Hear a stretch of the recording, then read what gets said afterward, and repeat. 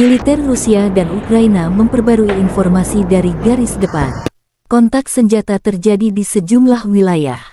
Juru bicara Kemenhan Rusia Letjen Igor Konasenkov menyebut di arah Kupiansk artileri grup pasukan Zapad mengakibatkan netralisasi unit AFU di dekat Devurehnaya, Timkovka, wilayah Kharkov dan Novosyolovskoye, Republik Rakyat Lugansk.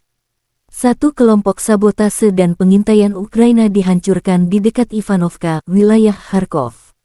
Kerugian musuh mencapai 125 prajurit Ukraina, 4 kendaraan bermotor, dan 1 sistem artileri self-propellet Akatsia. 1 depot persenjataan Brigade Mekanik ke-67 AFU dihancurkan di dekat Neskuhnoye, wilayah Kharkov.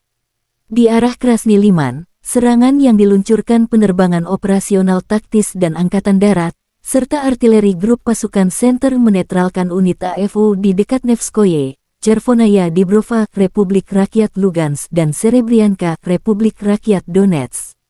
Kerugian musuh mencapai 65 prajurit Ukraina, 2 kendaraan tempur lapis baja dan 2 howitzer D-20 dan D-30. Secara total, 421 jet tempur, 230 helikopter, 4.074 kendaraan udara tak berawak Ukraina dihancurkan.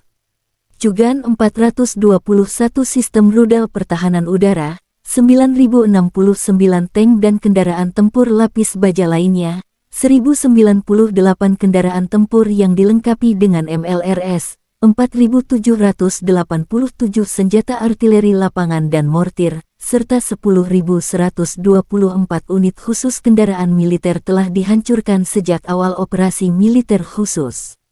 Dari kubu terpisah di Kiev, Angkatan Bersenjata Ukraina melansir 610 prajurit Rusia tewas dalam 24 jam terakhir.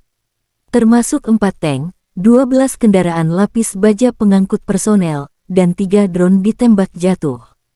Secara total, Kremlin kehilangan 196.920 prajurit sejak awal agresi skala penuh ke Ukraina.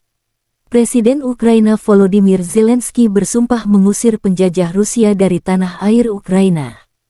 Zelensky sedang menyiapkan rencana serangan balik skala besar untuk memukul mundur Rusia.